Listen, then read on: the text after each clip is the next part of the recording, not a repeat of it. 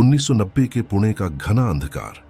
हवा नमी से लबालब थी और पुणे के बाहरी इलाके के घने जंगल में गहरी रात थी। फर्ग्यूसन कॉलेज के 2 सितारे, तेजतर्रार मराठी लड़का संजय और चतुर बंगाली लड़की मीनाक्षी, अपने बेहोश दोस्तों को घेरे हुए एक बड़े पेड़ के नीचे बैठे थे। उनका एक दोस्ताना पिकनिक खौफनाक मोड़ ले चुका था। उनके बाकी साथी आगे हंसी मजाक में चले गए थे, पर एक छोटे से झगड़े ने इन्हें पीछे छोड़ डाल दिया। संजय अंधकार कथाओं से अप्रभावित था, पर मीनाक्षी को अपनी दादी की चेतावनियां याद आ रही थीं। अंधेरे के बाद जंगल मत घूमो, नहीं तो छलिया मिल जाएगा। हवा ठंडी हो गई और उनकी छायाएं लंबी हो गईं। एक अजीब सन्नाटा था, सिवाय कभी कभी पेड़ों पर उल्लुओं की हूंट के। अचानक गायब साथियों की हंसी सुनाई दी, पर पास जाने पर यह चीख में बदल गई।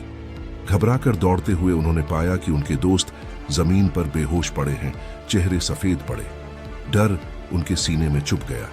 संजय के मन में जंगली जानवर का संदेह उठा, जबकि मीनाक्षी दादी की बातों से भयभीत हो गई। उन्होंने बेहोश दोस्तों को संभाला और पेड़ के नीचे बैठा दिया। संजय उन्हें जगाने की कोशिश कर रहा था, जबकि मीनाक्षी आग जलाने में जुट गई। तभी हवा में एक अजीब खुशबू फैल गई, मीठी लेकिन सिर घुमा देने वाली। पेड़ों के पीछे चमकती आंखें दिखाई दी। मीनाक्षी को दादी का उपाय याद आया, मिर्च पाउडर। उसने उसे हवा में फेंक दिया। आंखें गायब हो गईं और खुशबू कम हुई। पूरी रात वे अजीब आवाजों और झाड़ियों में हलचल से घिरे रहे। वे आग जलाए रखते हुए बेहोश दोस्तों की रक्षा करते रहे। संजय तर्कसंगत सोच रखता था, जंगली जानवर, पर मीनाक्षी की मान्यताएं उसे डराए रखती थीं। सुबह होने पर उनके सामने 2 रास्ते थे, एक दोस्तों को अस्पताल ले जाना, दूसरा जंगल से निकलकर मदद ढूंढना। संजय दोस्तों को मदद पहुंचाना चाहता था, लेकिन मीनाक्षी जंगल से निकलने को सुरक्षित मानती थी। उनकी बहस छिड़ गई। उसी वक्त एक दोस्त कराह उठा और आंखें खोली। उसने एक अस्पष्ट साया देखा था, लंबा, पतला, नुकीले कांटों से ढका हुआ। उसका शरीर ठंडा पड़ गया और आवाज कांपने लगी।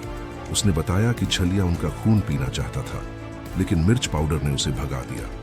यह कहकर दोबारा बेहोश हो गया। संजय और मीनाक्षी असमंजस में थे। तर्क और विश्वास के बीच उलझन बनी रही। उन्होंने फैसला किया कि बेहोश दोस्तों को मदद की जरूरत है, लेकिन जंगल के बाहरी इलाके तक ही। वहां पहुंचते ही एक बुजुर्ग आदिवासी महिला दिखाई दी। उन्होंने मदद की गुहार लगाई। महिला जंगल की कहानियों से वाकिफ थी और उसने छलिया का नाम सुनकर सिर हिलाया। उसने जल्दी से एक जड़ी बूटी का मिश्रण बनाया और दोस्तों को पिलाया। बूढ़ी महिला के इलाज का असर हुआ। उनके दोस्त होश में आए, भले ही अभी थोड़े सुस्त और डरे हुए थे। उन अस्पष्ट यादों का डर उनके जहन में बैठा था, उस अजीब प्राणी की खौफनाक फुसफुसाहट और बेहोश होने से पहले तेज दर्द का एहसास। स्थानीय किंवदंतियों से सराबोर महिला ने व्याख्या दी। उसने बताया कि जंगल दूसरी दुनिया का रास्ता था, जहां अच्छे और बुरे दोनों ही तरह की आत्माएं रहती थीं। छलिया, एक अधीर, खून का प्यासा प्राणी, उनकी हंसी से आकर्षित होकर उस रास्ते से निकल आया था। संजय तर्क से चिपके हुए उसकी बात पर हंसा। महिला शांति से मुस्कुराई। जो मानना चाहते हैं वो माने, उसने कहा, लेकिन जंगल सब कुछ याद रखता है। झिझकते हुए वे महिला के पीछे चल दिए। डूबते सूरज की रोशनी पेड़ों के बीच लंबी परछाइयां बना रही थी। बाहर निकलते ही वे शहर की रोशनी देखकर राहत का सांस ले पाए। अस्पताल पहुंचने पर चिंतित चेहरे और तमाम सवाल उनका स्वागत कर रहे थे। डॉक्टरों ने किसी तरह की शारीरिक चोट से इनकार किया, लेकिन ग्रुप के ऊपर बेचैनी का साया बना रहा।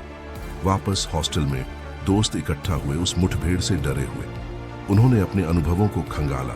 हर किसी ने अपनी व्याख्या पेश की, लेकिन सच्चाई पकड़ से दूर थी। पत्तियों की सरसराहट और जंगल के परछाईदार रहस्यों में छिपी हुई थी। कुछ दिन हफ्तों में बदल गए। जिंदगी फिर से अपनी रफ्तार में लौट आई। फिर भी उस रात की याद उन्हें सताती रही। हंसी अब घबराहट लिए होती थी और अंधेरे में चलना एक अलग ही मायने रखता था। वे फिर कभी उस जंगल में नहीं लौटे। छलिया का नाम उस रात की एक खौफनाक याद दिलाता रहा, जब उनकी दोस्ती अलौकिक चीजों से टकराई थी। और यह कहानी यहीं खत्म होती है। क्या यह लोक कथाओं के किसी प्राणी से मुठभेड़ थी, या किसी और ज्यादा भयानक चीज से डरावना सामना?